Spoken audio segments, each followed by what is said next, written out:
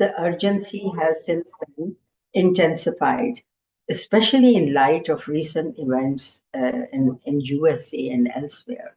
DI has become a dirty word in some circles, and academia is struggling to make sense of the new dimensions that emerge every day in the political landscape.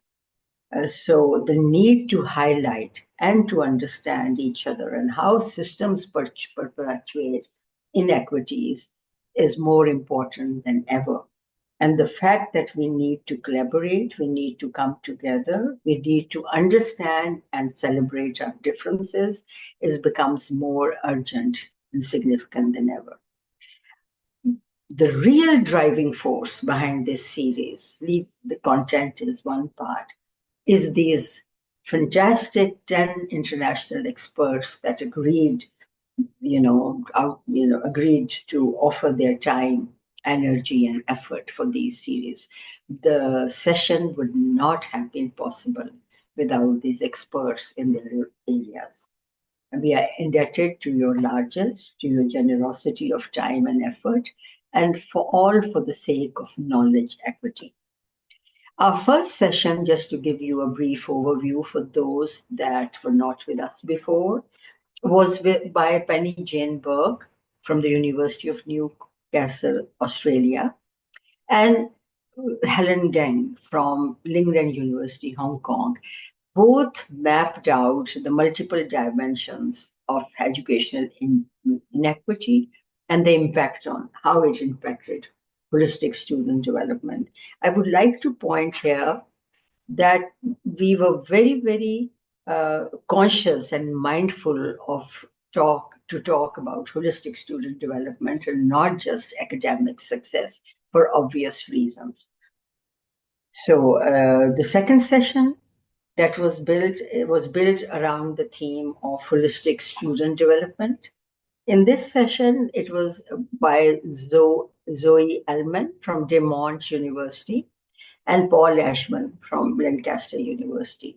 They charted how institutional structures, governance, curriculum design, and pedagogy can either hinder and promote inequity, promote and hinder inequity. So, or promote equity rather, and hinder it. So those are some of the areas that they pointed out, and they were very, very meaningful. Our third session was yesterday. And in this session, there was Mahabali from American University, Cairo, and Tom Lowe from the University of Westminster, UK. Both were remarkable and came together very well together. Maha talked about the inclusive pedagogies and their frameworks, and she left a lot of resources for the participants to use for pedagogy that was socially just. And she also talked about critical consciousness, about components in inequity that was very, very, for me at least, it was very eye-opening. Tom was like hands-on, what does transformative learning mean with student engagement as the focus? And it actually was a session that took longer than it should have, but we had lots of excited participants to the session. Now, how did we arrive at these? How did we think about it? And the framework that we used to sort of put ourselves into planning this series was this Loden et al. Frame diversity wheel, where you can see 5 layers, different levels, and within each level, multiple elements that make up that layer and that level. And those, if you look at those, if you multiply 23 by 5, that makes like so many permutations, but we do not realize that each of those permutations actually vary again by virtue of intensity and spread of each component that happens. So I am prone to believe that we are all unique individuals because none of us will have the same intensity of that mix in our setup.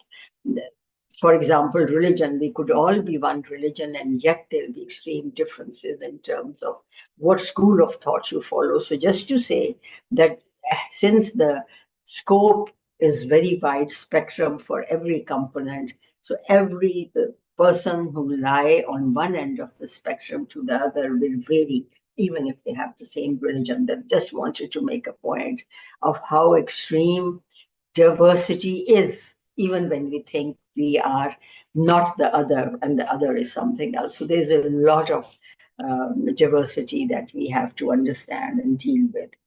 At this time, point that I was trying to make is that we are together, we make a dynamic mosaic and a beautiful and rich complex tapestry across humankind.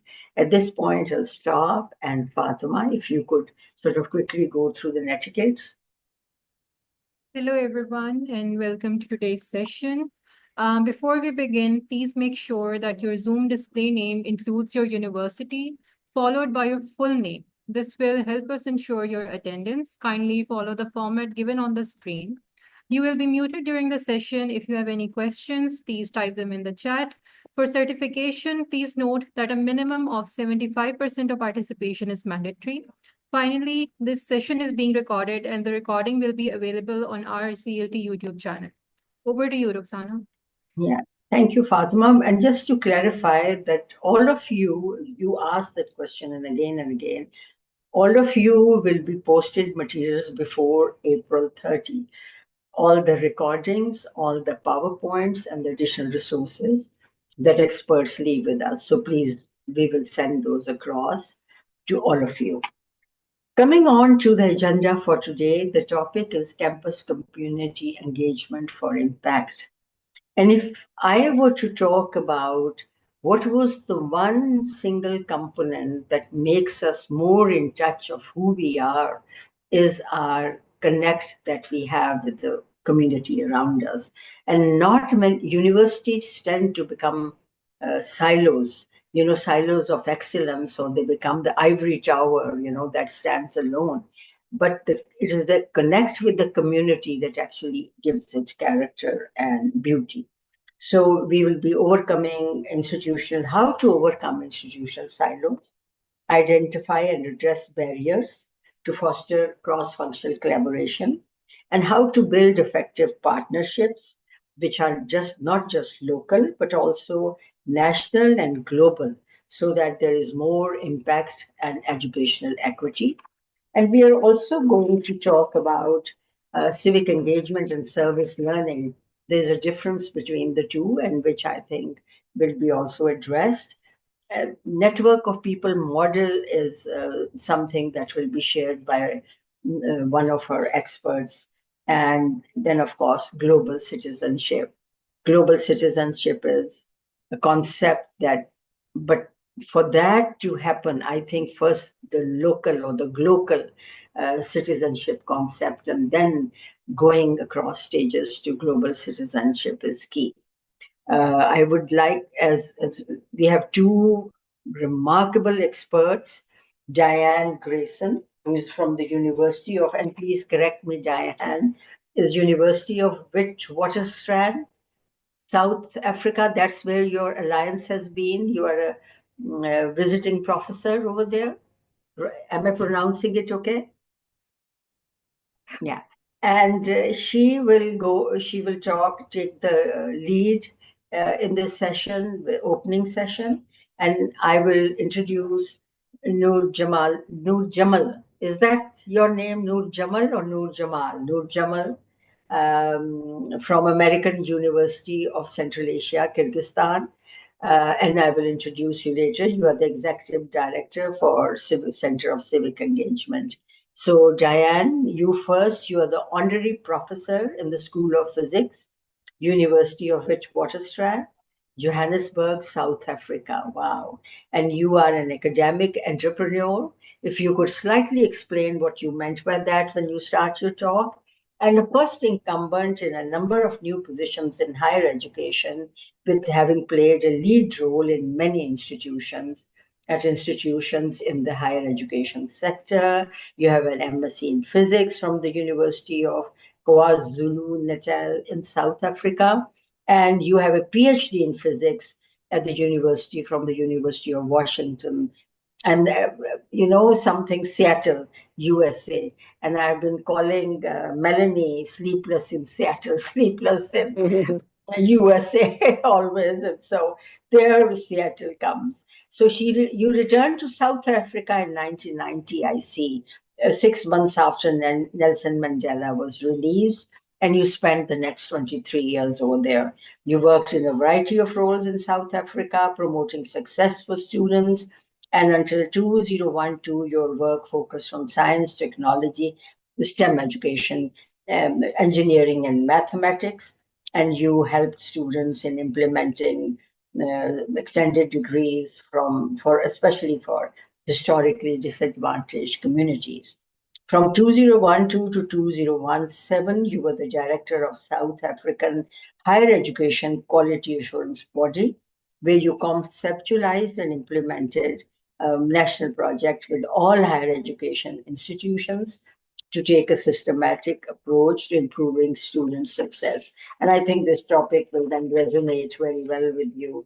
And then from 2018 to 23, you were appointed in the post of the Senior Director, Academic Affairs at the University of Witwatersrand and in Johannesburg, and you were responsible teaching, student success, and quality assurance, that is key. And you retired in 2023 and moved with your family to Wales. Another coincidence, I did a PhD from University Swansea, Wales, way back ages ago. So many connections. And over to you, Daine. What an impressive career. Over to you, please. Thank you very much. So let me share my presentation. Yeah. Okay, here we go. I think everyone can see. Yes. Thank you very much, Roxana, for the introduction and for the invitation. It's wonderful to have this opportunity to share with so many other people some of the exciting work that we've been doing at University of the Witwatersrand. So okay. if anyone speaks Dutch, W's are pronounced like a V in English, but we just call it Wits because it's a very long name. And as you said, I'm currently an honorary professor because I am retired. But previously, and the work I'm going to describe, took place when I was the Senior Director Academic Affairs at Wits, which was a newly created post. And as you said, I had responsibility for teaching student learning and student success and quality assurance. So a rather unusual combination of roles. So just to say one or two things about Wits University, it's in Johannesburg, which is the largest city in South Africa. The numbers vary a bit of how many people actually live there, but it's something upwards of 4 million people. South Africa obtained democracy in the sense of having its first democratic elections in 1994, but Wits was very actively pro-social justice and anti-apartheid pretty much since its inception just over 100 years ago. And in South Africa, social justice is, an absolute sine qua non. We, having had all those years of apartheid, promoting equity and social justice is absolutely central to what we do in every institution and, of course, in government level. And so I'll talk a little bit about what that means for student success a bit later. But just to say, Wits University has about 40,000 students, 42% are postgraduates, and 84% come from backgrounds that are not European or not all European. So predominantly African, but also from India, and people of mixed race who are partially from Southeast Asia. So a tremendous mix.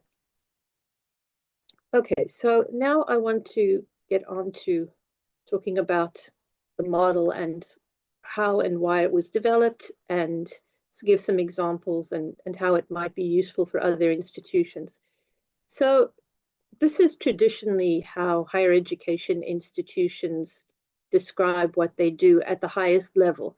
Institutions will have a vision, a mission, a strategic plan, and then there'll be targets and there'll be indicators. And these get operationalized through structures, policies, procedures, regulations, reporting, and data. Great. And then there are the staff.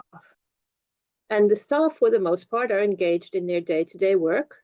They're in a unit, perhaps a department.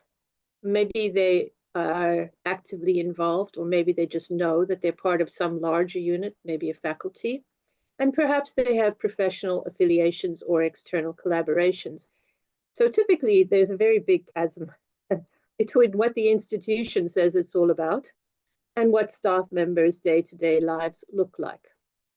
And I want to say that part of the reason for this, I think, is that when the institution comes up with all these very important policies and documents and so on, they tend not to speak directly to or about the people in the institution, often. So it's a bit like a body, if I were to make an analogy with a human body. So all of those good things, the vision, the mission, the policies, and so on, are like the skeleton, which is important. And then the organs are like the various departments and divisions and so on that get set up. But in this diagram, all of those organs are actually separated from one another. So a living organism will not work well unless there are interconnections, unless there are ways for information and nutrients to be flowing between every single part of the organism. And I want to suggest that this is similar for an institution. And that's why I'm going to talk about a network of people in an institution. So many institutions, including my own, at the time I joined in 2018, function largely in silos. Faculty, student affairs, finances, where the people working in these various units or divisions tend to have little, sometimes no, contact with one another. So I'm going to give some examples now of how we went about creating a network of people and then extract certain important features, which I hope will be useful for other institutions. So the first example is how we went about developing a student success framework at Wits. Now, I mentioned at the beginning that Wits has a very diverse community of students. And because of the legacy of apartheid, many of the students have been historically disadvantaged in a number of ways. And one of those ways is not having a number of the skills and even some of the content background that university lecturers tend to take for granted. And then there are various social and psychosocial issues that a lot of the students face. For that reason, Wits, like many other South African universities, offered lots and lots of different forms of student support. However, the support was scattered all over the university. So we did a survey in October and November 2018 to find out what support was being offered by whom, where in the university. I received 42 responses, but this was obviously an undercount of the number of support initiatives that were being offered. Nonetheless, what was clear is that there was a lot of support being offered. There were a lot of very concerned people that really wanted to support students, but the support was like islands. It was scattered all over the university, some big, some small, in the sense that maybe certain initiatives were only available to certain groups of students. Others might be available to more students. They were offered by all kinds of units and structures across the university, some centrally, some by a single unit. And the student had to swim from one island of support to another, each time retelling their story and not always making it, sometimes sinking. So what we found was that there was a lot of support, but it was very fragmented. And these silos, you could say, represent the reporting lines of the various people who were offering support. So they had little to no communication one with another. And there were unintended consequences of this very fragmented support. So here's an example. There might be students who fail one subject in some programs, and they have to repeat an entire year in order to redo that subject, and they may lose funding. So you end up with a student who maybe starts off trying to speak to someone in the faculty to say, please, can't you let me repeat this one subject rather than having to repeat the whole year, and they get turned down. And then they go to the financial aid office and say, can't you do something for me because I have no other source of funding? And the financial aid office says, sorry, no, we can't. These are the rules. And by that stage, they're so upset and distressed that they then go to the counseling unit and say, please, can't you help me? So, this is the danger of having a highly fragmented system. In March of 2019, then, I pulled together a workshop for people who are involved in advising students in one way or another. And it was really interesting when you start to think about who is giving some kind of advice for students to support them in one way or another. We ended up with 46 people from all kinds of units you might not have thought about.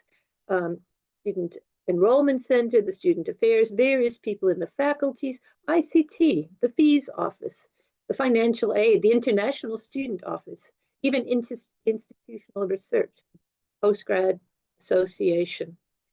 And what we realized is that we all wanted to support students, but we weren't talking to each other and thinking about how do we do this in a more connected way.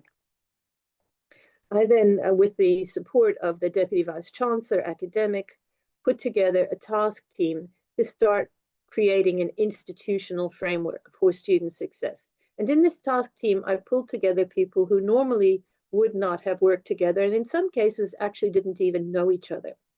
So the assistant deans for teaching and learning from our 5 faculties, the head of student academic development, the director of the Learning and Teaching Center, student leader, the dean of student affairs, the head of business intelligence services, and the head of institutional research. So we created a task team, and we then worked together for the next 7 months to try to create a framework for our student success efforts at Wits. Important to note, and I'll come back to this point later, that the team members were selected because of their position, not as individuals. So for example, with the faculties, I wrote to the deans of the faculties asking for task team members, but suggesting that the person in this role would be the most valuable probably for this role. Okay, then we did lots and lots of consultations across the university. So these various team members consulted with their own constituencies. They brought information and insights both to and from the task team. And we also did presentations and discussions at formal meetings of committees, task teams, working groups across the university. This was important because we wanted everyone who wanted to have a voice to have a voice. We wanted everyone to feel that they had a stake in and a responsibility in promoting student success. And so by the end of this process, which as I said took 7 months, we had a tremendous amount of interest and even buy-in in promoting student success in an integrated way across the institution. And so we ended up with a model for student-centered holistic support. So instead of having the various units that were providing the support at the center, we put the student at the center. And we identified 4 clusters of activity in which students would need support. So academic, but also health and wellness, personal development, and material needs. And in each of these clusters, there were a number of specific areas in which students needed support. So, for example, academic skills and literacy, subject-specific support, career guidance, curriculum advice, research skills, and so on for each of these 4 clusters. So lots of different forms of support needed provided by lots of different people across the institution, but now connected and now organized around 4 areas, but with the student at the center. And then in order to make this model work, we needed to have data. So we created a data ethics and governance framework. And we needed a way of getting information to the students and from. And so we needed a communication strategy. So if I were to compare where we were in 2018 with all of these different islands to 2020, what we did was to create bridges. So we did not try to centralize all the support. It would have been impossible because there were too many different kinds of support offered by too many people with too many different reporting lines. So we still had support offered in different places. We did consolidate some of the support, but the most important thing we did was to create bridges so that the people offering the support knew who else was offering what support. They got to know each other. They'd started to form relationships. And so they were able to guide the student from one place to another. So, for example, a student might come initially because they were failing a particular subject, but then it would turn out that part of why they were failing is because they were hungry. And so then they could be directed to the food pantry. Or perhaps they were suffering grief because a parent had died. They could be directed to the student counseling unit rather than having to just find their own way. So we didn't actually change structures, but what we did is we changed the interconnections among the structures, but more importantly, not among the structures as much as among the people. So the people started to form a network where they knew what one another was doing and they were able to communicate with one another in order to help the students to succeed.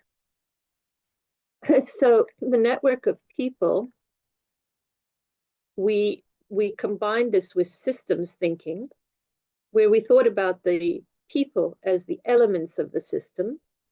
The people are interconnected, and the interconnections are both information flows and relationships one with another, because working in a university can be quite isolating, actually. You might know the people in your own unit, but it can still be quite lonely. Another important component of this model is that people have a common purpose. They are committed to working together for something bigger than themselves, something that everyone can get behind and believe is really important. Excuse me. So the network of people, the way it works is that on various committees or working groups, each person represents a constituency. So it's important to identify whatever it is you're trying to do. In this case, it was developing a student success framework. What are the various constituencies that need to be involved? Excuse me. And so identify the concerns and they facilitate the information flows. But the network itself also facilitates information flows. Because often in a big institution, information is buried deep in the corners somewhere of the institution and doesn't flow very well around the institution. Here's a second example of how we expanded the network. So everyone knows what happened in the beginning of 2020. We had COVID and we had lockdown. So in South Africa, our academic term begins in February. So we locked down as a country in the 3rd week of March. And at that stage, we were 6 weeks into our first term of the academic year. And so we had to, I think like most of the world, move from being an in-person contact university to implementing emergency remote teaching. We had a month to do it. And so we invoked our network of people model, which we had just started to develop. And in bringing about various components of implementing emergency remote teaching, there were certain activities that had to be done by different clusters of people. So the first thing is, although we had a learning management system, a lot of courses hadn't been using it. So we had to make sure that all the courses were activated on the learning management system, and there were about 6,000 of them. and then monitor that it was actually being used. We had to enable both staff and students to access the learning management system and the internet. And this was no small task, because a lot of our students had gone back to their homes in quite rural areas where internet access was not readily available. And a lot of them didn't even have their own devices. So we had to do things like negotiate data packages with the mobile network providers at a very reasonable cost. And we even had to provide laptops to some students who didn't have them. Then we had to support students with online learning, but also with psychosocial issues. And we also had to support staff with online teaching and assessment, because a lot of the staff had not tried to teach fully in an online mode. I want to just say I would not call this online teaching and learning in the strict sense of the word, because it was not research-based, but it was teaching and learning in an online mode. So to do all these things, there were a massive number of people in the university that had to be involved and had to be working together.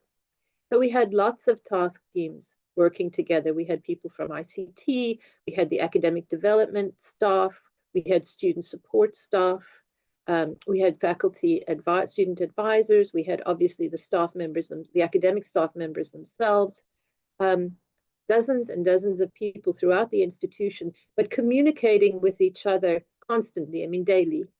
In a sense, I was kind of a connecting node between some of these groups, but the people themselves in the various networks were communicating with each other all the time towards a common purpose. And because some of the relationships had already been established the previous year, that provided a basis that we could build on to establish more relationships and quite rapid communication channels, actually. So the third example happened a year later.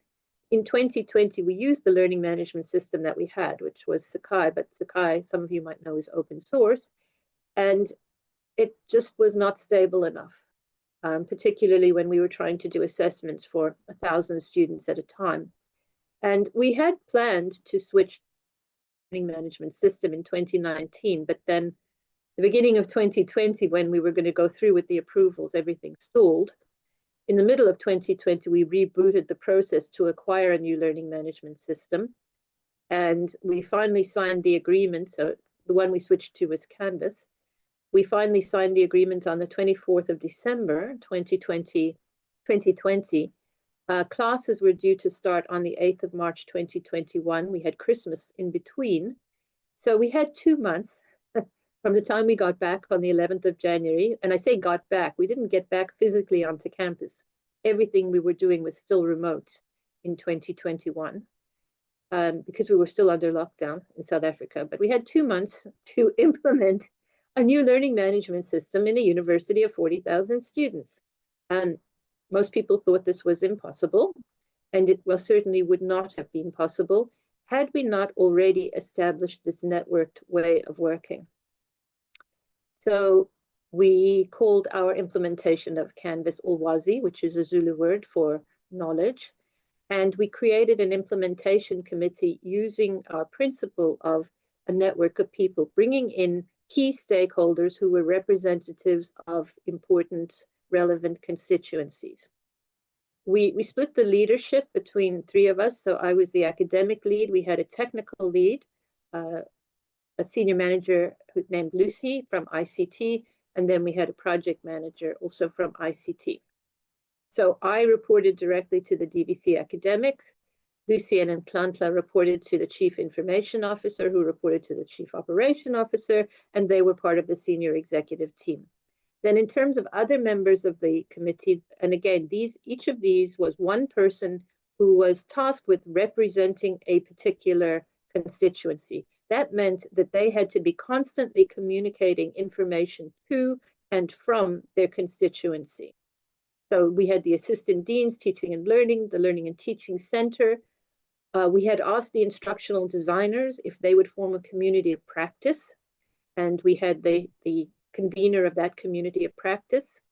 We also had a group of heads of schools, and we asked one of them to be part of this committee.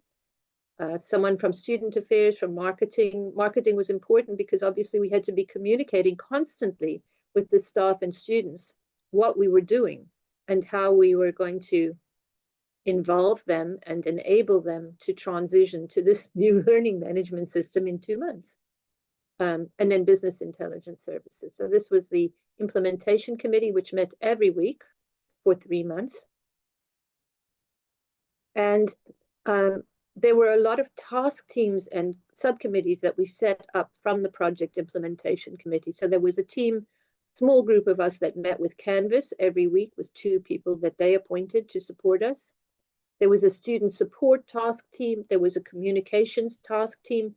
We put together a weekly newsletter for every week for 7 weeks that went out to the entire institution to say, this is where we are, this is what we're doing, and this is where you can get support.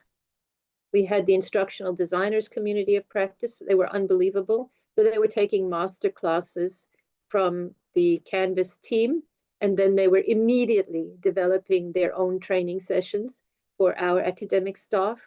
In the first 3 months, they ran 100 online training sessions for our academic staff. It was phenomenal. And then we had a student advisors community of practice, and everyone reporting into the senior executive team. So it was a fantastic way of mobilizing several hundred people across the institution very rapidly with tremendous amount of involvement and commitment from many people. And I want to just give you a couple of comments that I asked staff members to give me just based on their personal experience at the end of 2023. So by that stage, we'd been using this networked approach for 4 years. So I've shown at the end how long the person had been at Wits. So this is one of the assistant deans. He'd been at Wits for 10 years. And he said one of the most important and significant changes within the university over the last 6 years was the development and implementation of an institutional student success framework, a process spearheaded and led by the Senior Director, Academic Affairs. It served to break down entrenched divides among faculties, student affairs, student governance structures, and senior management. This was important to ensure collaborative efforts to better center students within the university ecosystem, something that had not been coordinated in this way before. Perhaps most important, the framework aimed to shift the focus toward a more equitable and far higher learning experience for all students, regardless of their background or circumstances.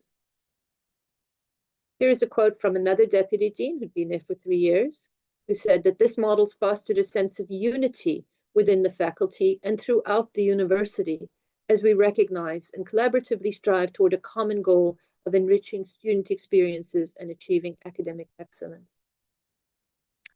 This is from the head of student counseling, and she'd been there for 30 years.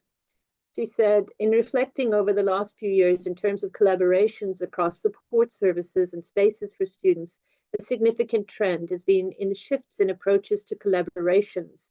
The willingness and openness to collaborate has grown, and connection between mental health professionals and academic colleagues has deepened as we recognize the importance of working in partnerships in the service and empowerment of our students. And then this is the head of our analytics and institutional research unit. She's been there 7 years. She said, prior to your involvement, the culture at Wits was characterized by isolation, and we were accustomed to handling tasks independently. The model you implemented put us in teams that introduced us to other staff members and roles we didn't know existed. These colleagues had the capacity and expertise to assist us in many areas of our work, alleviating the need for us to handle everything on our own. It was also very fulfilling to be part of the different teams you put together. These teams proved to be highly productive and instilled a sense of being part of a larger collective effort. So key features of the network of people model is to identify the key stakeholder groups, to ask the unit heads to select representatives who have sufficient authority. This is tremendously important. Whoever the representatives are, they need to have sufficient authority to actually represent their constituency and to be able to channel information to and from it. And then to solicit and hear the voices of everyone who wants to have a say, so that you get past what happens sometimes in institutions where Some people might say, I didn't know about it, or nobody listens to me. It's important to listen to anyone and everyone who wants to have a say. To value and capitalize on each person's experience. No one is unimportant in a connected institution. To focus on the task and the greater good, to build a sense of common purpose, to enable and ensure good communication through and throughout the network and foster good relationships. And then expand the network as new needs and opportunities arise. Excuse me. I just put in this slide to show what is going to happen going forward in terms of expanding the network beyond the institution. So from this year, 2025, and for the next 5 years, there's a new 5-year learning and teaching plan that is being developed. And one of the things that was done with this plan was to identify who the external stakeholders are with which Wits needs to coordinate and communicate. So there are 6 focus areas in this new learning and teaching plan. One is empowering students as self-directed learners. And so external stakeholders would include companies and organizations that offer workplace-based learning, internships, and volunteering opportunities. We're supporting and recognizing university teachers, the Higher Education Learning and Teaching Association and Advance HE. We're driving curriculum design for student engagement and lifelong learning, industry, professional bodies, and Quality Matters. Some of you may know. They like the gold standard for quality of online courses. Harnessing technology to promote learning, we need funding for that. Enhancing the environment for teaching and student learning. So external stakeholders would be transport vendors, places where students perform work integrated learning, and funders, of course. And then strengthening data-driven student success. Siyaphumelela is a network supported by the Kresge Foundation in the US to support success. Our National Department of Higher Education and Training, the Council on Higher Education, tech companies, and Achieving the Dream, which is also US-based. So the Network of People model provides some really important things for the people in an institution.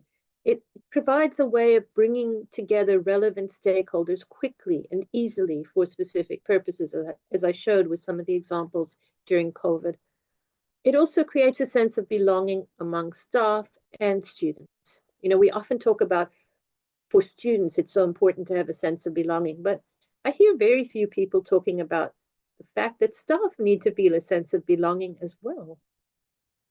It provides connections across the institution that strengthen relationships, and they facilitate information flows and reduce feelings of isolation. So I put in 2 quotes here from Brene Brown. Some of you might know her work. Daring Greatly is the book I'm referencing here. So she says, connection is the energy created between people when they feel seen, heard, and valued, when they can give and receive without judgment. And belonging is the innate human desire to be part of something larger than us. So this network of people model helps to create a sense of connection and belonging for the people in the institution. And it also creates a sense of common purpose and commitment to, in this case, student success in ever-widening circles of people. So my final slide, long-term sustainability gets enhanced because student success is seen as everyone's business. Thank you.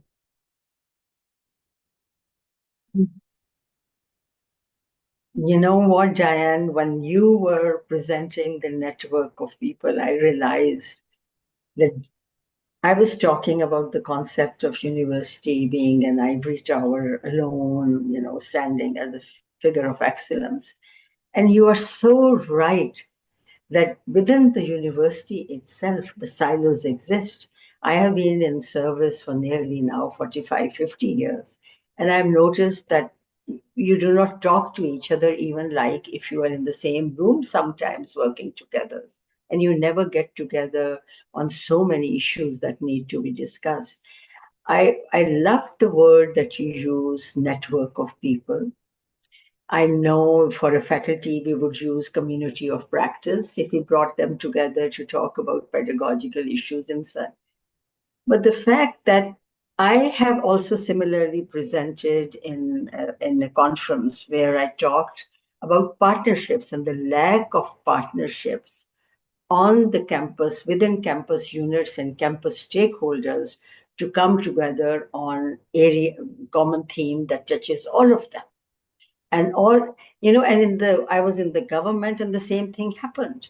We were all talking about academic excellence, the Punjab Textbook Board, the Punjab Professional Development, the government education secretary who were making the policies, but all had different indicators of what academic excellence means. So one unit was working with their own idea of what academic excellence is, and the other units. So the initiatives that were done never came to a critical mass of results, and that your efforts are diffused. You're doing great work. We're doing it as a unit, not as a collective body that needs to be considered. And so I really, your talk touched, I'm sure must have touched so many others who are listening, that why I called it in, and then people perhaps questions I will ask, and I think one of the questions I would ask is, were these network of people brought about by personal, individual, sort of initiative, or was it established by the campus leadership, knowing that this was required? And from there would stem then, how did you ensure that whatever you did was taken seriously by the campus authorities for implementation of whatever? Because in our cases, we have noticed sometimes, in my work, I have noticed, you will do the right things, you will get the stakeholders there, you will come up with some recommendations, and then nothing happens because they'll take it, authorities will take it, look at it, and sort of not really. So how do you get that authority is a question I did also see. Where does the authority come from? And also, should we keep it for later, or would you like to address it now? So the question of authority is a very important one. Yeah. And it would have been impossible to do any of these things without support from the highest authority in the institution. Absolutely. So in my case, I reported directly to the Deputy Vice Chancellor Academic. And so, I mean, the establishment of the student, so the need to create a student success framework is something that I identified because of the previous work I had done in the sector when I was at the quality assurance body. But the Deputy Vice Chancellor Academic was highly committed to student success. He'd been involved in national initiatives. So when I came to him and said, I think we need to look at putting a framework together, will you give me the go-ahead to do this? He said, absolutely. I will task you with doing this, and I will support you. And without that, nothing would have worked. And similarly with the other things, with the emergency remote teaching, with the change to the new learning management system, all of this had to be done with the support from the beginning of the Deputy Vice Chancellor Academic. Yeah, I agree. That's the only way. You need the authority to sort of back you up and ensure that you get that visibility and that seriousness about whatever you are doing. I see that there are many satisfied in the chat and lots of questions, but for us, let's pause there for a second and go on to our second speaker.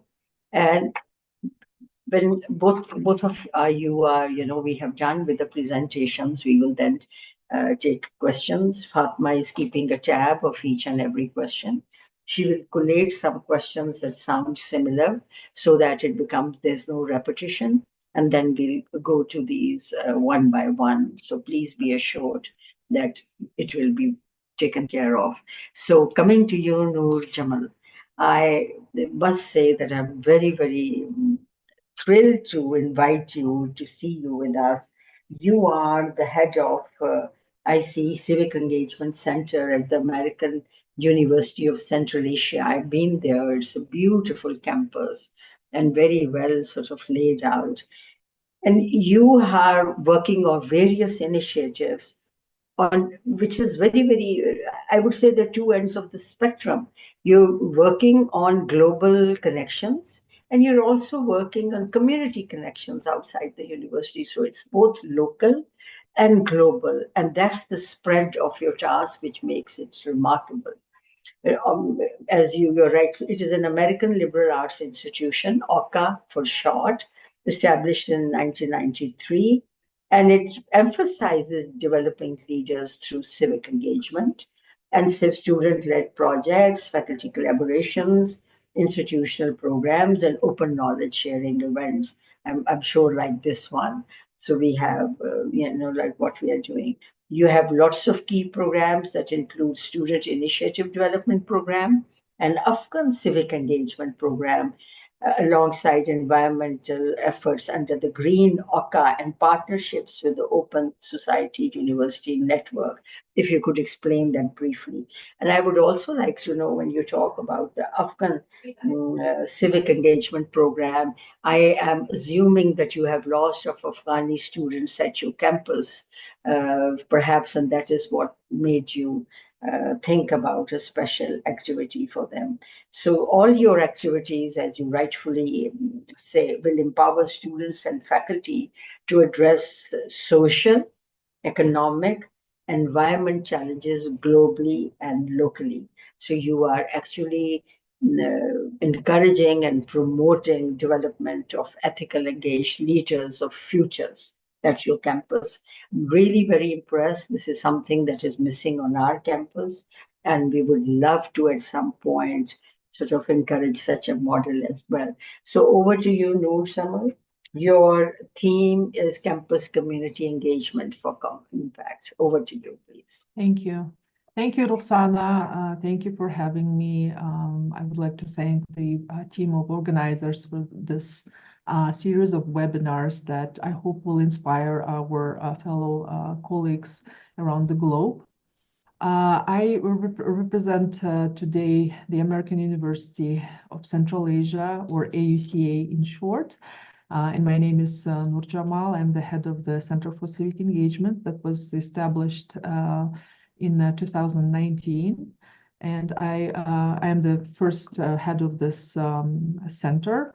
So I can say that, I have a pleasure today to sort of report on the 5-year progress that we were able to make with my fellow staff members, as well as faculty and students. And so just in short, to give you an overview of the local context that AUCA finds itself, Kyrgyzstan is one of the 5 Central Asian countries, post-Soviet republics. Kyrgyzstan gained independence in 1991, and after 2 years, in 1993, the AUCA was established as a Kyrgyz American school under the National State University of the Kyrgyz Republic. In 1997, it became a separate, an independent, privately owned institution with the name of American University in Kyrgyzstan. And in early 2000s, the institution was expanding, and to mark its regional significance, the university has been renamed and to have the current title of American University in Central Asia. So it's a privately owned institution. We have a little bit under 1,500 students. We have about 14 undergraduate programs, about 9 graduate master's level programs. And our student body is very diverse, mainly consisting of students from neighboring countries, Central Asian countries, including Afghanistan, as well as students from China, from Europe, and from US. Kyrgyzstan itself has a population of 7 million. So the mission of our university is to develop enlightened and impassioned leaders for the transformation of Central Asia. So we find ourselves as a country having a 70-year-old legacy of Soviet Union. And in 1993, as I said, we were established, and we are this institution is grounded in the traditions of American liberal arts educational system. Students of our institution are seen as vocal, active change makers, self-starters, motivated and efficient leaders. AUCA is a member of the Open Society University Network, OSUN in short. It's a global network of liberal arts institutions, including Central European University, Bard College, Ashesi, BRAC, and many other higher education institutions. It's as I said, a global network, and therefore we enjoy some advantages of being in this global community. We have programs that support student mobility. We have opportunities for virtual exchanges, for joint research, and this environment, this international environment, enables us to have this collaborative transnational faculty teaching and learning experience.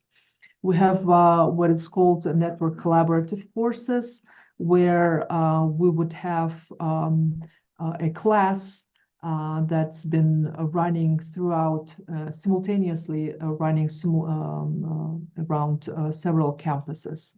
And so which enables us to have diverse student body and to, learning the same sort of class, but taught separately in different campuses with regular online sessions throughout the semester.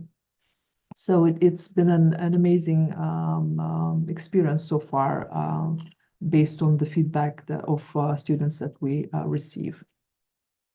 And so AUCA is a hub for global citizenship in Central Asia. And thanks to this, thanks for being part of this OSUN network. We promote global citizenship by cultivating awareness of global interconnectedness, and we prepare our students to be ethical, engaged leaders. We encourage action on global challenges through local initiatives, and I will be expanding on how we do this through the activities of our center. So as I said, we offer global classrooms through so-called network collaborative courses, as well as OCC's online collaborative courses, through various mobility programs and civic engagement fellowships available for our students. Our center, as I said, was established in 2019, and it empowers students to lead civically minded initiatives that align with SDGs. So it's an official body, the center, that has activities, grants, and programs at the university level since 2019. We also, as Roxana, you've mentioned in the beginning of this workshop, this layers that illustrate how diverse we are. We sort of appreciate the diversity on a university level. We have a diversity week where students enjoy representing their cultures through various activities. And we also, with that, recognize that the basic human values are the same throughout, all these diverse cultures that we have. And we have certain values that we've established within our center that I hope unites our diverse students in their service to community. It's of course responsibility, integrity, leadership, resilience, and empathy. So these are the key values that we hope that all these efforts will boil down into this showcasing, this human values.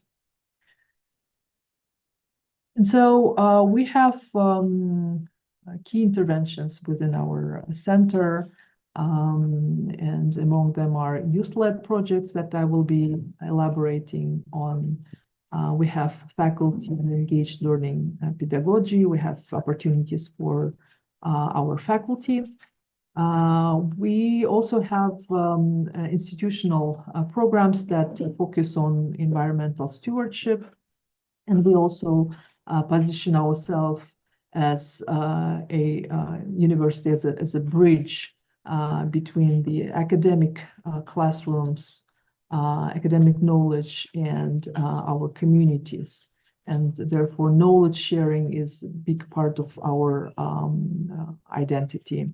And we would like to become this focal points where we have diverse points of views, where we have innovations, and we are able to discuss the public issues of concern in an open-minded atmosphere. So here you can see various pictures with our students, with activists and our community partners, and I will be expanding on these key interventions. So with our programs on student-led projects, we have 3 separate programs. It's a student initiatives development program where students of AUCA are, all students of AUCA are eligible for this program, and they compete for grants of up to $1,000 to implement their community-based projects. We have a separate programming for our Afghan students because it's the biggest international community within AUCA, and we recognize that there is a specific need for to support our Afghan students, and we have a separate program for that. That is built on the previous SIDP program and has the same objectives, and it's available only exclusively for our Afghan students. And we have C5+1 Youth Council programming, where students, it is a program for student leaders who compete for a bigger grants of up to $8,000, where they also work on mainly on projects tackling social issues in our local Central Asian region. And so the purpose of youth-led programs is to develop the leadership potential and professional skills among our students, support them in the implementation of their initiatives through consultation, individual mentorship, and different pieces of training and workshops. We believe that through implementing their projects that are purely of their own based on their own desire, we increase the sense of agency among our students. And we nurture future leaders as per the mission of AUCA.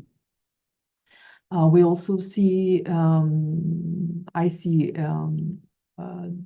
the objective of my center is to instill the sense of belongingness to our country, to our region, to instill the sense of commitment to our communities. As I said, our institution is a privately owned institution, and we have students from all backgrounds. Some of them are coming from privileged backgrounds, some of them are coming from vulnerable parts of population, and they all have the opportunity to come up with their own projects that will benefit the local communities. And we are quite happy to see as the growth of our students that comes hand in hand with the growth of local communities. So we, and I very much agree on,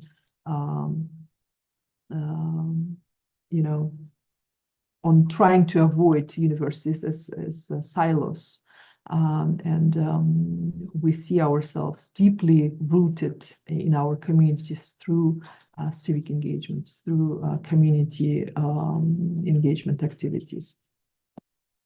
And these are some of the projects that our students have implemented in the past. Of course, all of my slides will be illustrating data from the previous years. So this is for 2024.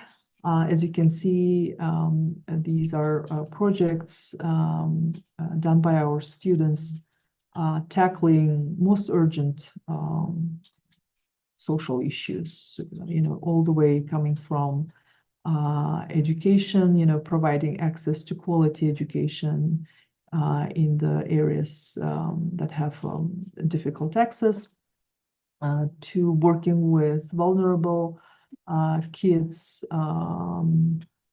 to the increasing the capacity of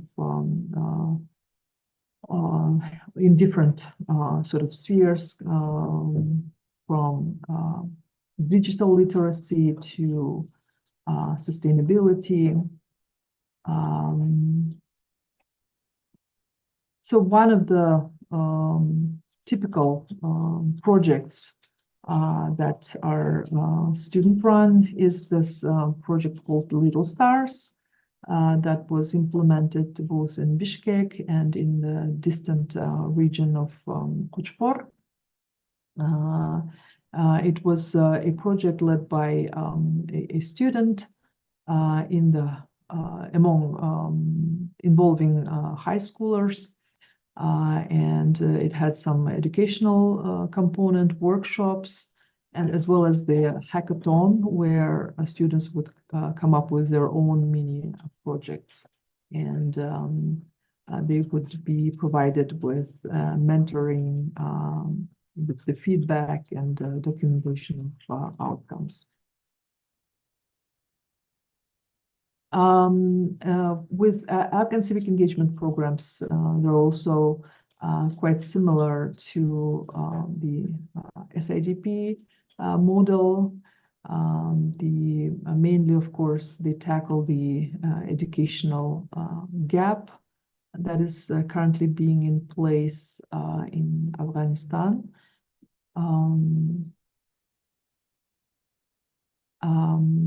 And one of the, so they work with both Afghan students who are at AUCA, who are in the region, and also who are in Afghanistan. The projects are, as I said, they can be the capacity building projects, They can be educational workshops for girls, for instance, and others. With C5+1 as well, we have the difference of this program is that it aims at the youth of the whole Central Asian region, including Afghanistan, and they implemented the cross-national projects. So the projects would be simultaneously implemented in several countries. And so this all sort of enables not only the leadership capacity of our students, but also it enables the networking among students and youth of Central Asian countries. We have also a Fatima Club that was established in 2020 to support our Afghan female students. This, this has, the sessions are informal, and it was initially established as a safe space for girls to meet and to, raise their concerns, to share, different sorts of things that are happening in their lives, trying to adjust to these new realities. We sort of slowly had built these sessions into capacity building on various themes of, eco-activism, gender-based violence. We would invite various experts from, local partners that would share their experience. And in these informal sessions, we sort of tried to increase the capacity to make, to build their personal skills, to make them, more confident. And the progress that we've seen through this club is that many leaders of the ASEP, the Afghan Civic Engagement Program, came from this club. So they were, empowered to become project leaders later on. Working with faculty and service learning pedagogy, we also have, we are trying to build the community of practice with faculty who are interested in introducing civic engagement and service learning pedagogy within their classrooms. And so we support with mini grants, with various capacity building workshops that are available to our faculty. And we're quite happy that faculty are being very responsive in introducing or sometimes even continuing the service learning pedagogy. Many of them are already working with local partners, but without even realizing that they're doing the service learning pedagogy. And so here you can see some of the pictures of the workshops that we had previously on with our faculty. And we have faculty leaders who went through, training, and they're here sharing their experiences with the rest of our faculty community. And so one of the examples here, you can see that our faculty have introduced within their classes is the media nomads navigating the freelance landscape by the faculty from our journalism department, introduction to business and management, mainly this the typical activities within this grants would be to bring local partners to the classroom to talk about their real life experiences, to bring the group of students to the various to partners to distant areas where life is happening, basically, so that students have the real life examples of dependent upon their majors and disciplines.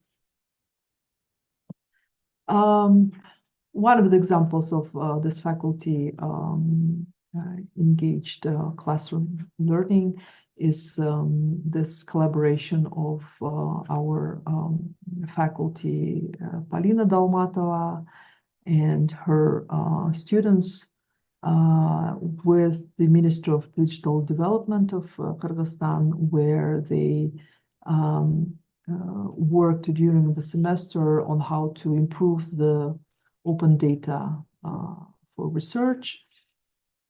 And at the end of the semester, they have hosted the workshop, and we had representatives from the Ministry of Digital Development, and students have presented their project and the Blitz hackathon that led to innovative uses of open data, including tools for anonymous teacher reviews and analysis of school overcrowding and dropout rates. Another faculty run project would be Uniting for Empowerment. It's a pilot project on providing legal and mental health rehabilitative servicing for women survivors of domestic violence. That was done in collaboration with the municipal shelter of Bishkek. So the faculty from our law department worked with her students at the Ailzat Crisis Center, providing the legal services to the survivors of domestic violence. So these were legal counseling as well as psychological support. So we had also faculty from our psychology department. Here in the picture, you can see the kids of women who are who are now in this shelter of in the municipal shelter of Bishkek, and we can see here the art therapy session. So this project is ongoing. We are now in the second semester of having this very important project running. Another example of our faculty service learning engagement is the methodological workshops for math school teachers, where one of our esteemed faculty member, Sirgak Khadraliyev, is giving these workshops, providing the publications and various tools to increase the capacity of teachers of Bishkek, teachers of math. So this is also an ongoing project. So now we are moving on to our institutional programs. As you know, according to the Future Jobs report, that's been published by World Economic Forum, the environmental stewardship is one of the top 10 fastest growing skills. And we are quite happy to finally see this, because we've been focusing on sustainability efforts within our institution for the last 3 years. And so we have programs of Sustainable AUCA, Green AUCA, and EcoPark Elm Grove rehabilitation program that I will be elaborating more now. So with Sustainable AUCA is our initiative focused on promoting environmental responsibility across our campus. We have a task force that is empowered on its level to bring to the attention of the administration the most urgent issues related to sustainability on campus. As you can see here, we have a coordinator that is housed under our center, and we have various chairs and who are responsible for various parts of our campus life. So key areas include energy efficiency, water conservation, sustainable transportation, research and education. And we are trying to reduce our university's carbon footprints, conserve resources, and encourage sustainability among students, faculty, and staff, as well as our external partners through our events. So a little bit more about sustainability. We have built a partnership with local organizations and activists who are working in the themes of sustainability. We are making the curriculum, introducing curriculum initiatives such as Make Climate a Class, and it's actually this week is ongoing for Make Climate a Class initiative. We are also working through these pillars, as you can see here, in partnership and research and student life, through curriculum, as I said, sustainable campus, where we encourage our partner vendors to provide various discounts for students who have, for instance, their own cups to pour their coffee. And as well as the civic engagement initiatives. We have so-called green months per each semester. So in the fall, we would have October green month, and in spring, we would have April green month, where we try to focus all of our sustainability-inspired actions throughout this month.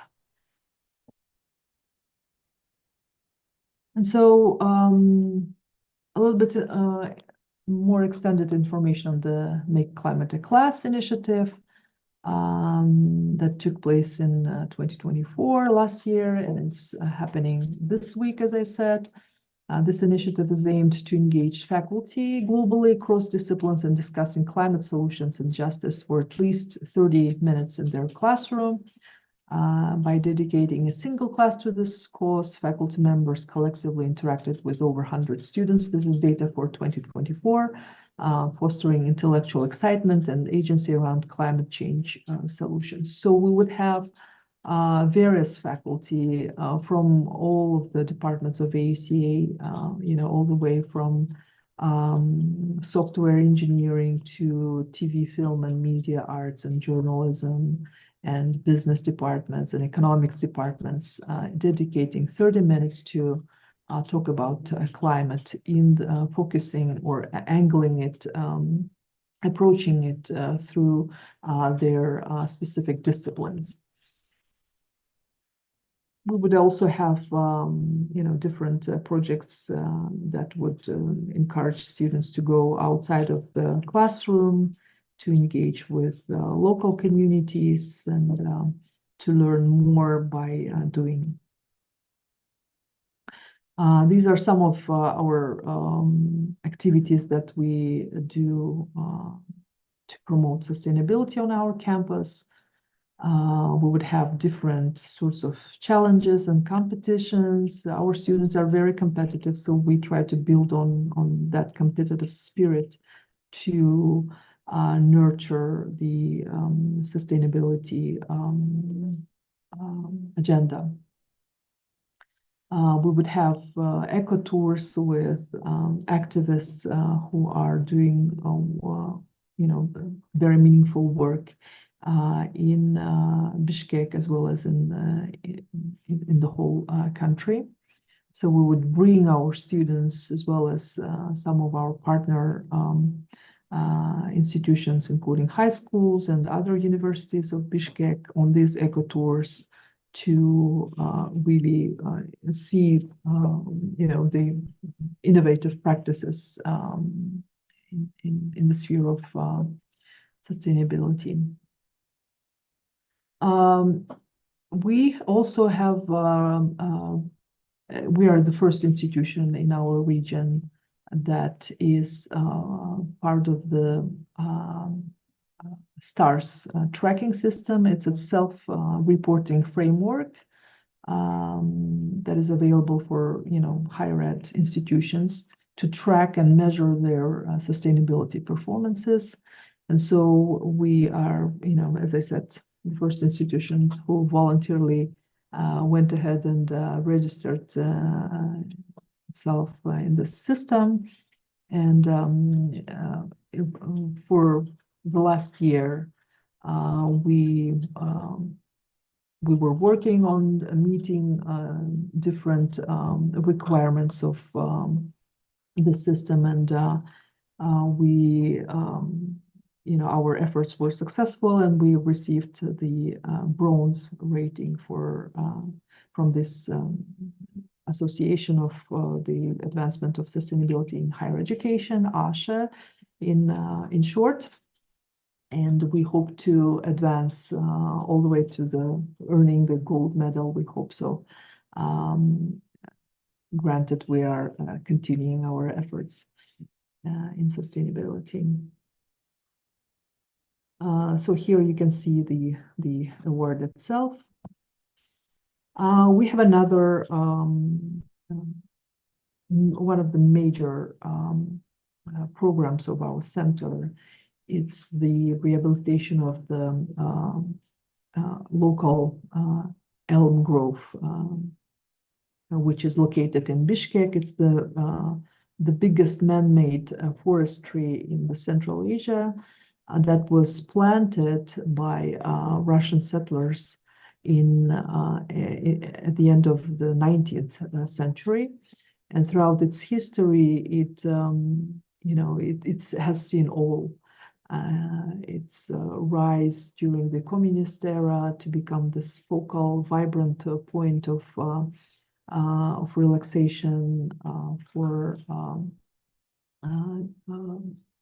residents of Bishkek, to a very sad place during the early days of independence, where there was a lot of illegal settling as well as cutting of trees. And so due to this, this grove has shrunk twice in its size. Therefore, in 2017, our university, in collaboration with City Hall of Bishkek, we were given an opportunity to rehabilitate part of this, actually half of this existing grove. And so up to this date, we have a regular planting of trees every semester during our green months. As I said, in October, in April, we would organized this huge planting of trees, and we were able to plant over 10,000 trees currently to this date. And so we would bring our students as well as our students from high schools and our partner institutions. This always becomes this vibrant celebration of what a student can do. We are able to see the impact of our efforts on this growth. So we also have another program that is very important for our campus. It's called Green AUCA program that we've established 3 years ago. That aims to establishing the proper waste management system. So the problem of trash is a huge one in our region, and so we sort of took this, we sort of pioneered this system among higher ed institutions in Kyrgyzstan. And for the last 3 years, we have made a tremendous progress in establishing the proper waste management system. Here you can see the workflow all the way from the installment of proper eco boxes for every type of the waste that we have on campus, to various pre-sorting and the transfer of collected waste to recycling organizations in Bishkek, all the way to the data analysis, where we within our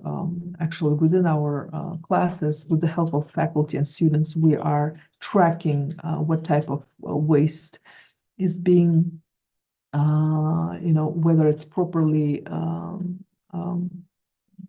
sorted within this eco boxes or not. And so we are sort of have this now system to look at the behavior of our students and our AUCA internal community members.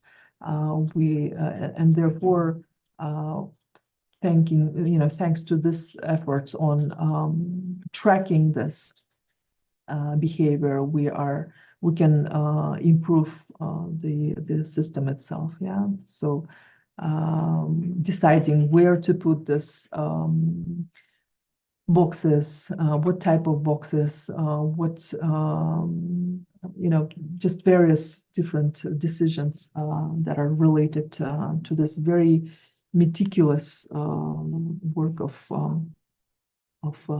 proper waste management. And within, our efforts were also recognized locally. We have received the Eco Label for best recycle practices. And we've been the green waste leaders for the last couple of years.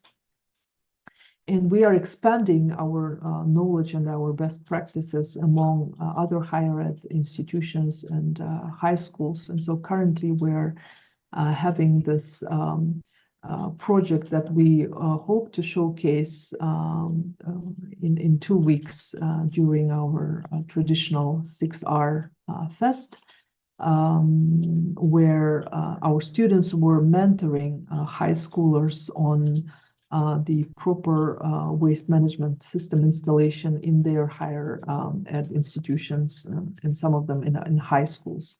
So we will be happy to also share that progress. And so in spreading our knowledge, we've had, over the last 3 years, we were able to organize about 40 events which were, eco festivals, eco TEDx, gift markets, fairs of local eco producers, various workshops, trainings, as I said. And so about 4,000 people took part in these events. We also are, as I said, position ourselves as this open focal point to spread the knowledge. And so we do this through open lectures. And we hope to be the point of attraction where community members have the opportunity to voice their concerns, to meet with best experts, and to learn about innovations in various spheres. And so one of the such workshops was, we have both local and international speakers. So one of these speakers we had all the way from University of Florida, who gave a brilliant workshop on the nature of NGOs. And because we sort of have this misunderstanding of what are NGO, of the nature of NGOs. And so this expert, Dr. Kumaran, gave a great lecture for our students on, gave the historical perspective of what is considered to be an NGO, and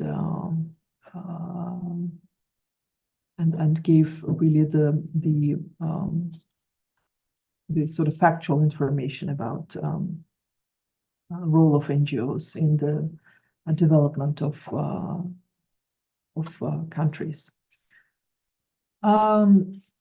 We also have student leadership opportunities for our students. As we said, as I said, AUCA is part of OSUN network, and our partnering institution, Bard College. I forgot to mention that in 2008, we have established this formal partnership with Bard College, New York, on granting the dual diplomas of both AUCA and Bard College. So our students receive 2 diplomas. And so Bard College is one of our major partners, and we have the yearly student leadership conference that we hold on different campuses, and we celebrate our student leaders and their projects. They have the opportunity to share their experiences, talk about their projects, to network, and to draw the attention to the local initiatives through showcasing their projects. We also provide different workshops for capacity building of our student leaders during this very meaningful, usually a week-long conference. So this year's conference we will be having in Lithuania, the European Humanities University. Here you can see the picture of the last year's conference, which took place in Berlin. So here are Nurzhamal, yes. I'm sorry for interrupting. I see that there is only sort of 20 minutes left, and Yes. there is such a lot of questions and I think comments in the chat. May I request that if you wind it up and then leave Sure. some for, you could always extrapolate on the projects that people want to talk about. Sure, So if sure. you could, because I would love to hear what people have to say in the chat and question and answer. And there are Thank quite you. a few, actually. Sorry for cutting you in Thank you. between. No, but thank you, Ruxana. Yes, I get so carried away involved with because there is so much that you have showcasing. done, Jamal. It's shocking. I was listening to you and I was like, my God, so many projects, so many works, and you feel like you are they are all a part of you. And if you left something, it would be, I don't think any university can do as much as you are doing. Oh, thank And you. funnily enough, I asked the question in the chat because we don't have a center of, Civic civic engagement. engagement. Most Mhm. campuses in Pakistan don't have it, but there are other units that are conducting similar programs, and so there are questions in there from me and from some Sure. others. So let's sort of, I'm very close to the end. So, yeah. Perhaps I should. Yeah, Okay, that's but the okay. That's time okay. is Thank you running out. for Yeah, um, time is running out. Yeah. yes.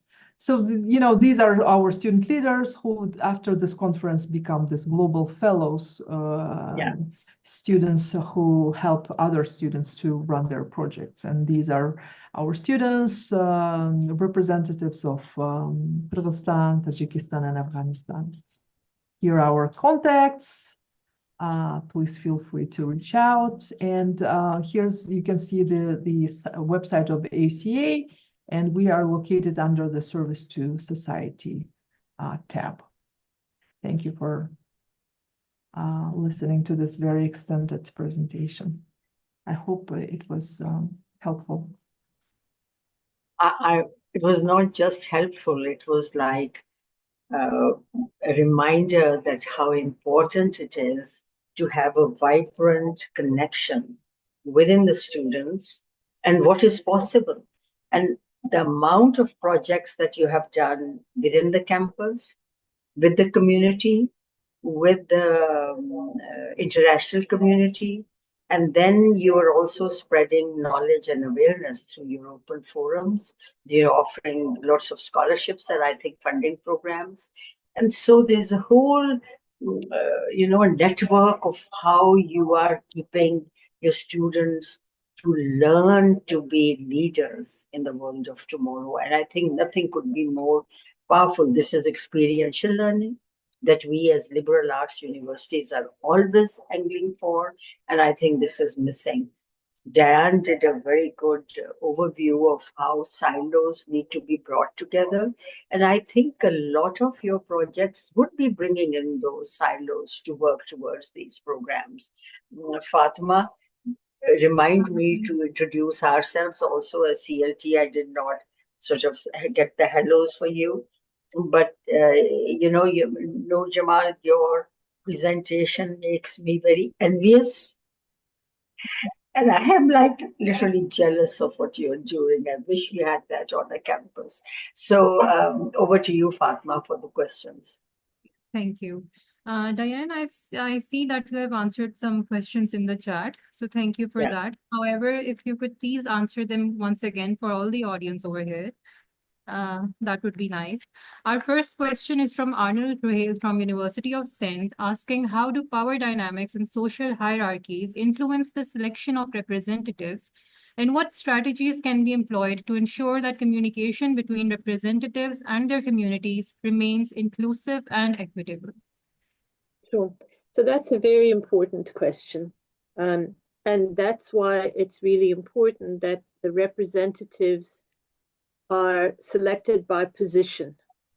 It's disastrous if you select individuals because there can be all kinds of rivalries and so on set up.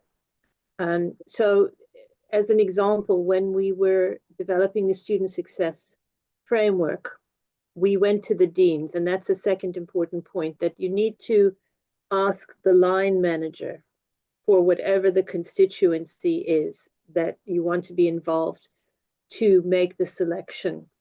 You can't go under a line manager and select someone from their constituency yourself, because that will cause all kinds of tensions.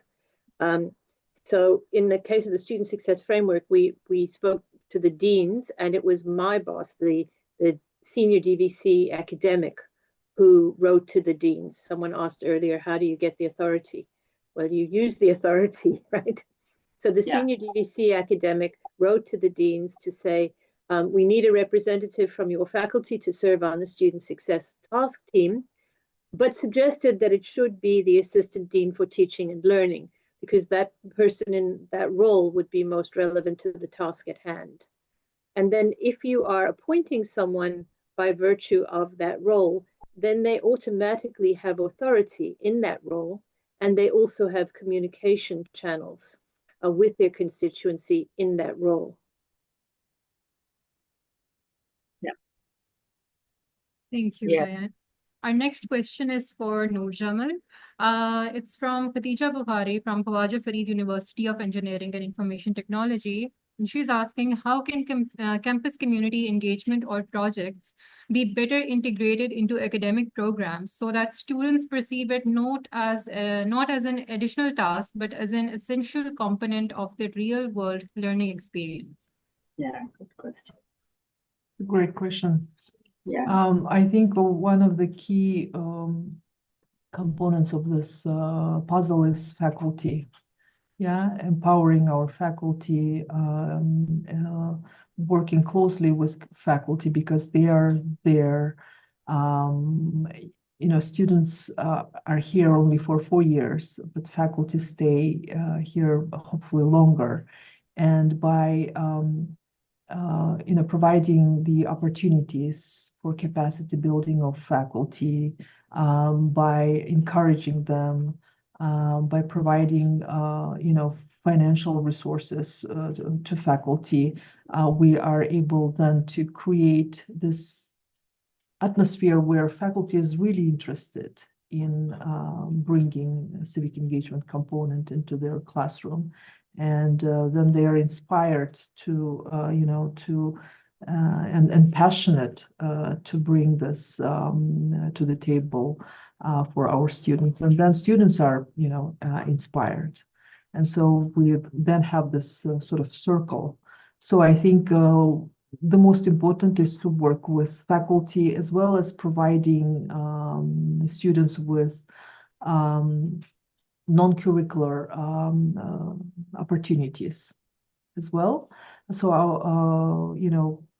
organizing project management workshops, bringing activists, bringing experts that work in, in sort of in real life, yeah, with real life experiences. That would, ultimately all build this framework for student participation. Thank you, Nurzhamal. Our next question is for Daine. It's from Zawar Abbas from National Textile University, and he's asking, is the network of people model exclusively applicable to higher education, or can it also be effectively implemented at the primary school level? Additionally, what potential impact could it have if applied to younger students in a school setting? That's an interesting question. I think it's probably applicable anywhere. I think that the reason that it was important, particularly in higher education, is, people say managing academics is like trying to herd cats. They're not really used to having to respond to authority. In primary school, well, in schools in general, primary and secondary, I think that there is a greater responsiveness generally to authority. Nonetheless, I do think that the model could be applied in primary school, particularly when one is looking at holistic student support and holistic student growth. Thank you. Our next question is from Khalid Mahmood from Pakistan Institute of Fashion and Design, and this question is directed towards Nurzhamal. How can filmmaking, photography, and animation students engage with marginalized communities in ways that are ethical, collaborative, and lead to lasting impact without falling into extractive or one-sided storytelling? Thank you. As a filmmaker myself, I teach at the Department of TV, Film and Media Arts of AUCA, and we have this great network collaborative class called Visual Storytelling for Civic Engagement, and I think it's a perfect case to answer this question. So the objective of this class is to make a 10-minute documentary video films or cases that on different social matters that are connected to local communities. So you know, students in groups would make this documentaries, for instance, on I'm trying to think of the previous films that were made, for instance, on freedom of speech in Kyrgyzstan, yeah? And so they would go out into the communities and really interview journalists working in the field, do their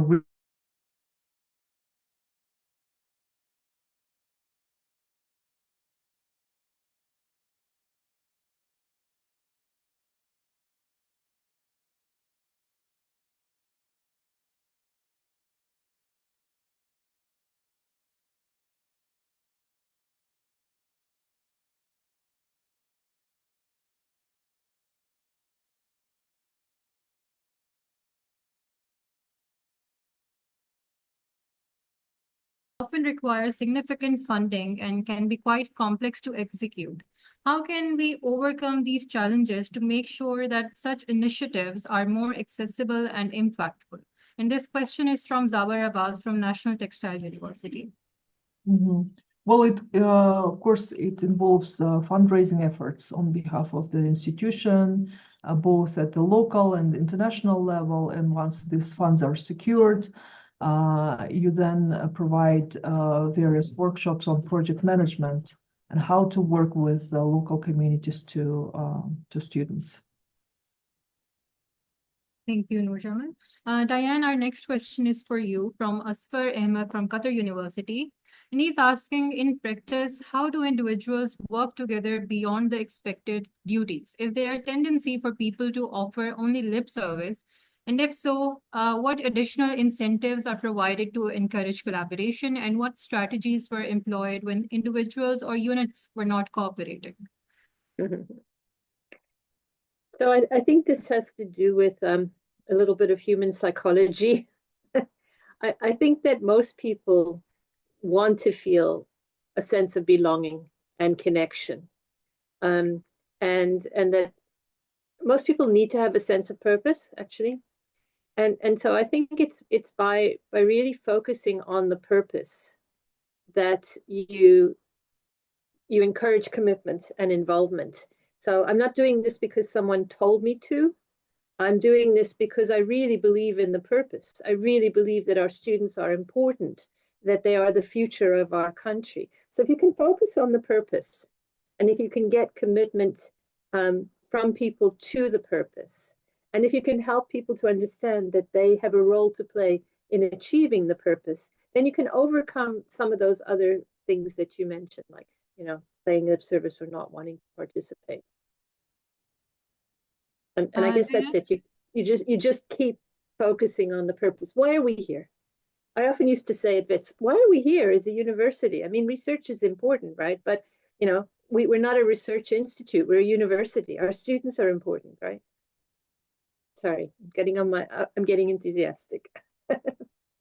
So after implementing the network of people model for student development, what was the success rate for outcomes achieved? And this question is from Mohammed Ali from Erenga International School. Right. So it's not a one-off thing. It's ongoing. And so what we've done is to put in place an institutional student success committee, which is quite a high-level strategic committee that is chaired by the Senior Deputy Vice Chancellor Academic, and that has fairly high-level representatives from various constituencies, and that meets 4 times a year. It reports to the Senate Teaching and Learning Committee, and that is looking all the time at what is happening in terms of our student success. So it's not a one-off. It's not like we had one measure.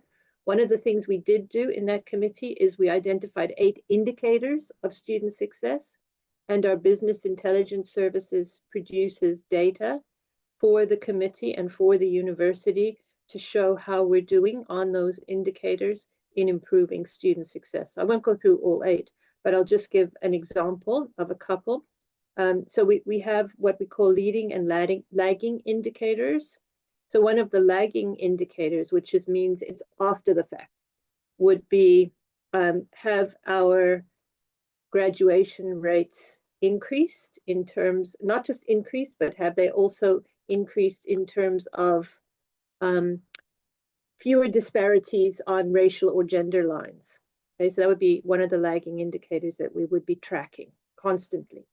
One of the leading indicators would be, are we getting increased retention year to year? So there are those 8 indicators, we collect data and we monitor them all the time. And we see improvements over time, but this is not something quick. Thank you, Daine. Our next question is actually for both the experts. From Nasser Mahmood, who hails from University of Lahore. How can universities effectively leverage their campus resources and student engagement to foster meaningful partnerships with local communities?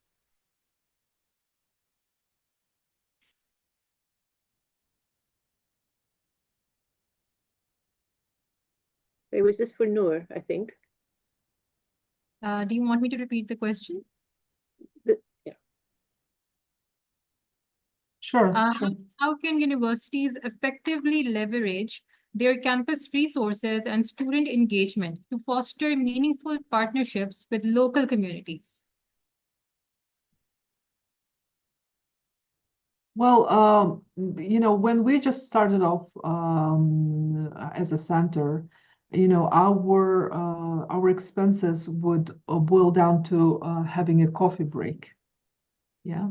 And so with minimal resources, but having the campus itself as a meeting point of, as I said, the experts, introducing best practices of local communities with meeting with students, with faculty, with academic knowledge that we have, resources that we have at AUCA, and bringing, various groups of people who are interested in particular themes. That's the best way to start. And of course, this would be also dependent upon the priorities of your institution. For instance, with our center, it was the sustainability agenda. For others, it can be many others, but really working with themes, around various themes.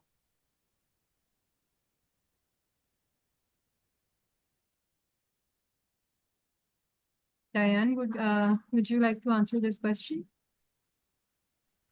No, not specifically. I think I would agree with what Noor said very much.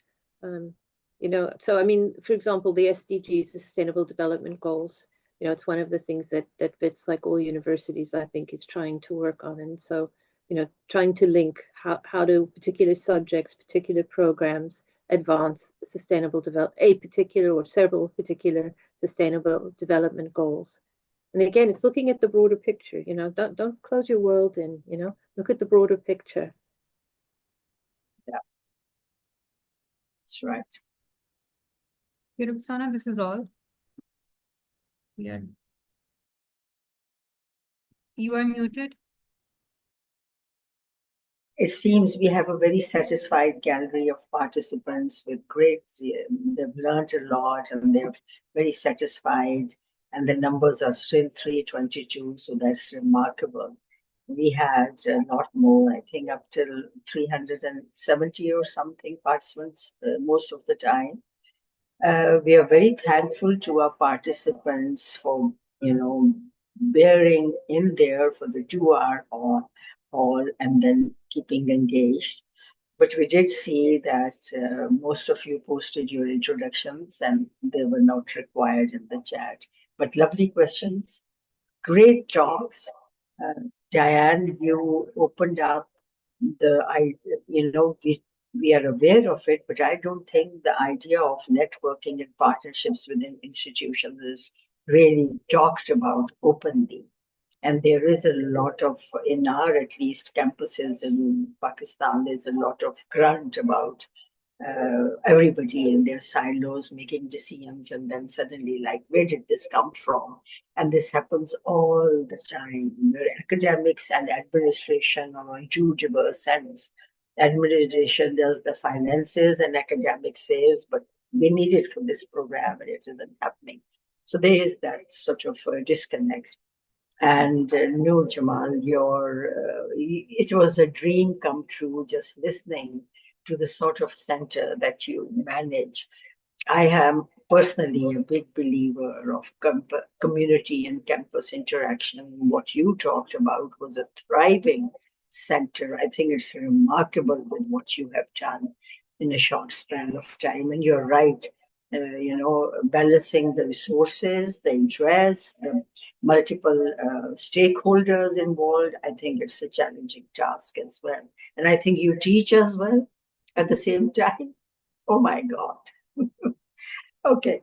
So having said that, I think I'd like to also thank our Pakistani colleagues and participants. I see some from abroad as well, for your interest and for your appreciation of these.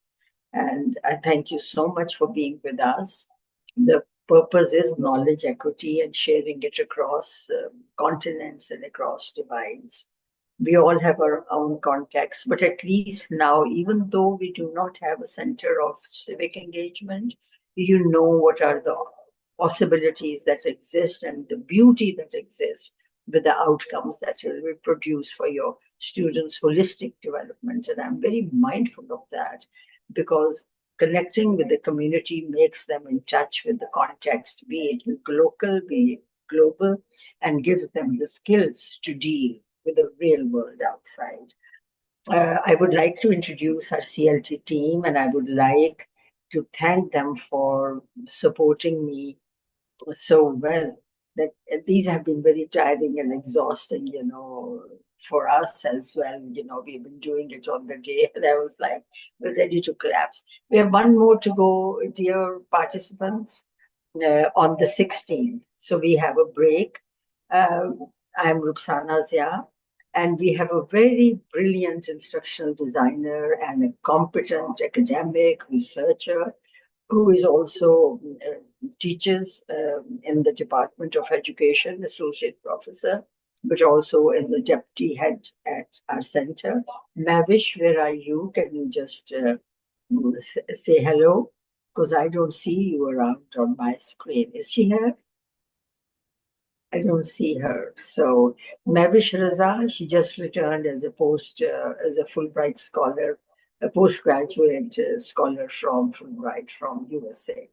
Then we have Gohar, our manager, who is putting at the backdrop, putting things together, trying to connect all the dots, and you are sort of keeping a tab on the participants. And you say that you cannot keep a tab from the chat, so you can only keep a tab if they write it on their profile picture. And then, of course, Fatima, who has been with me throughout the development of this series and is so ably sort of putting everything in order. Fatima, a wave. Everybody knows you by now, so So Diane, much gratitude for finding time. Thank you so much. And Jamal, the same for you.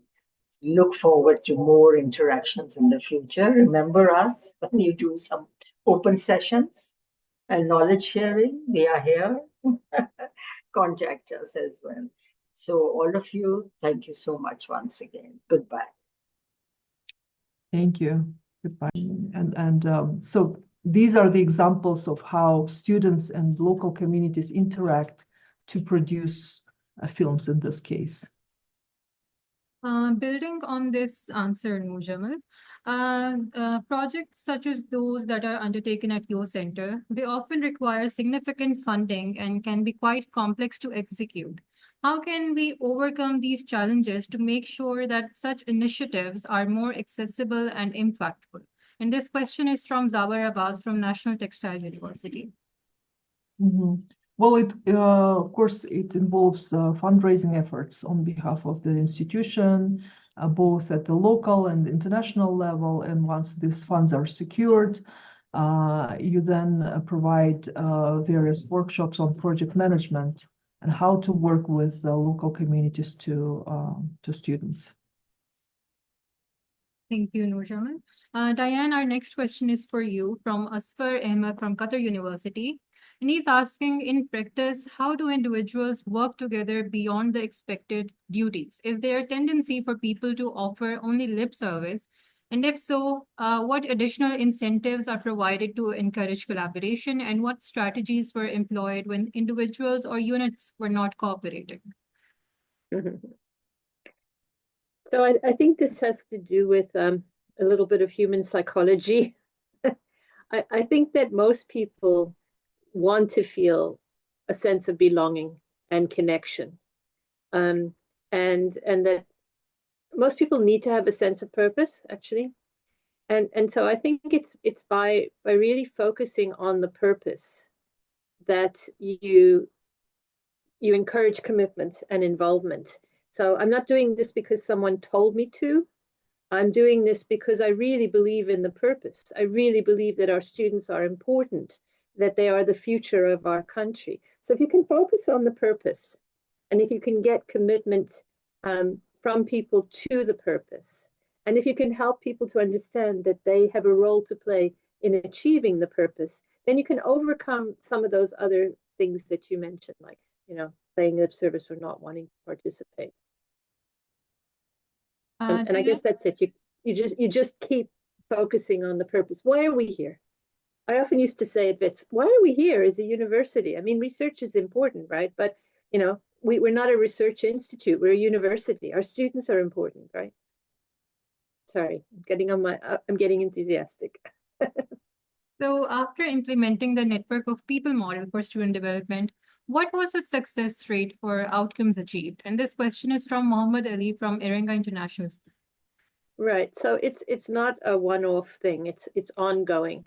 And so what we've done is to put in place an institutional student success committee, which is quite a high-level strategic committee that is chaired by the Senior Deputy Vice Chancellor Academic, and that has fairly high-level representatives from various constituencies, and that meets 4 times a year.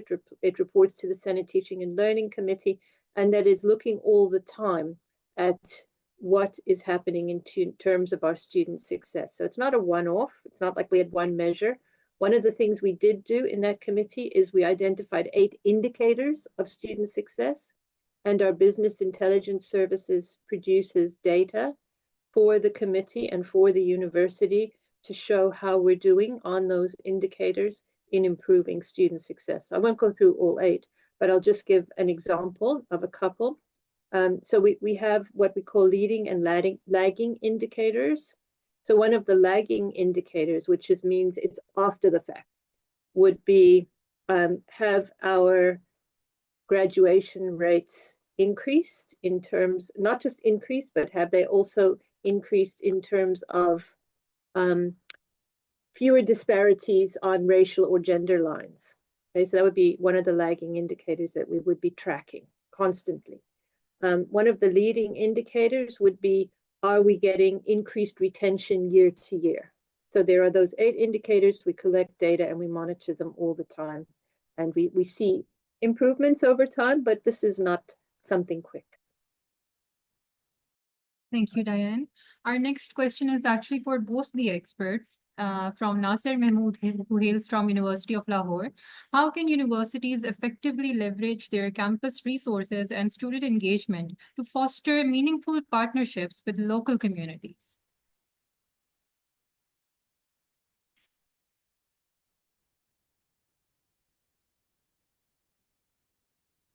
Was this for Noor, I think?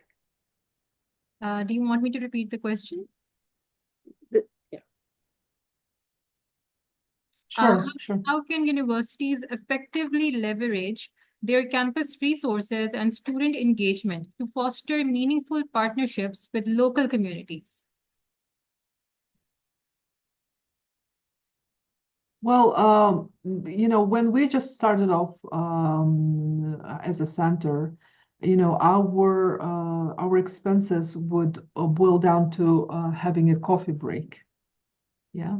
And so with minimal resources, but having the campus itself as a meeting point of, as I said, the experts, introducing best practices of local communities with meeting with students, with faculty, with academic knowledge that we have, resources that we have at AUCA, and bringing, various groups of people who are interested in particular themes. That's the best way to start. And of course, this would be also dependent upon the priorities of your institution. For instance, with our center, it was the sustainability agenda. For others, it can be many others. But really working with themes around various themes.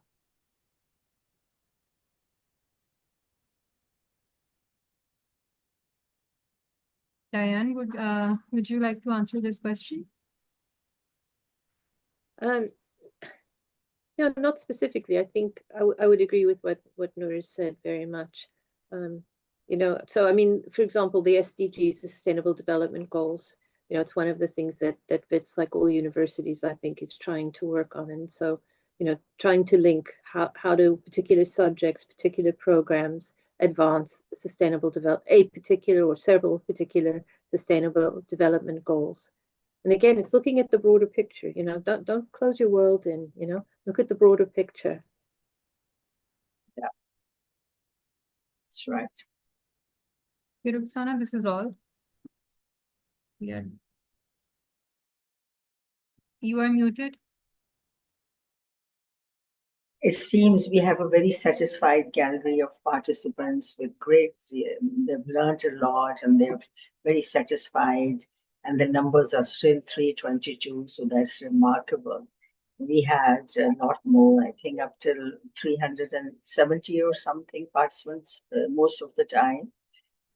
We are very thankful to our participants for, bearing in there for the 2 hour hall and then keeping engaged. But we did see that most of you posted your introductions and they were not required in the chat. But lovely questions, great talks. Diane, you opened up we are aware of it, but I don't think the idea of networking and partnerships within institutions is really talked about openly. And there is a lot of, in our at least campuses in Pakistan, there's a lot of grunt about everybody in their silos making decisions, and then suddenly, like, where did this come from?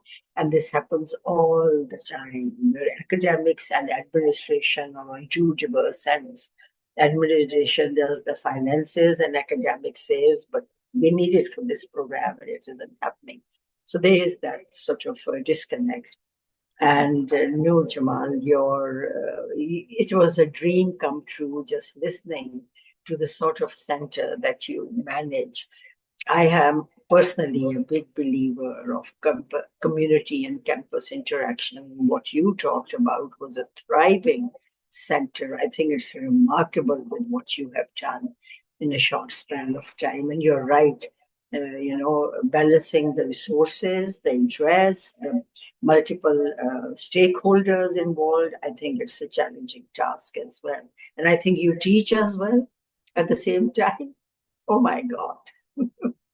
Okay. So having said that, I think I'd like to also thank our Pakistani colleagues and participants. I see some from abroad as well. for your interest and for your appreciation of these. And I thank you so much for being with us. The purpose is knowledge equity and sharing it across continents and across divides. We all have our own context, but at least now, even though we do not have a center of civic engagement, you know what are the possibilities that exist and the beauty that exists with the outcomes that it will produce for your students' holistic development. And I'm very mindful of that because connecting with the community makes them in touch with the context, be it local, be it global, and gives them the skills to deal with the real world outside. I would like to introduce our CLT team, and I would like to thank them for supporting me so well. That these have been very tiring and exhausting, for us as well.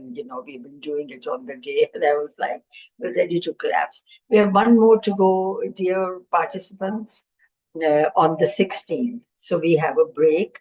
I'm Ruxana Zia, and we have a very brilliant instructional designer and a competent academic researcher who is also teaches in the Department of Education, associate professor, but also as a deputy head at our center. Mavish, where are you? Can you just say hello? Because I don't see you around on my screen. Is she here? I don't see her. So Mavish Raza, she just returned as a Fulbright scholar, a postgraduate scholar from Fulbright from USA. Then we have Gohar, our manager, who is putting at the backdrop, putting things together, trying to connect all the dots, and you are sort of keeping a tab on the participants. And you say that you cannot keep a tab from the chat, so you can only keep a tab if they write it on their profile picture. And then, of course, Fatima, who has been with me throughout the development of this series and is so ably sort of putting everything in order. Fatima, a wave. Everybody knows you by now, so So Diane, much gratitude for finding time. Thank you so much. And Nurzhamal, the same for you. Look forward to more interactions in the future. Remember us when you do some open sessions and knowledge sharing. We are here. Contact us as well. So all of you, thank you so much once again. Goodbye. Thank you. Goodbye. Okay.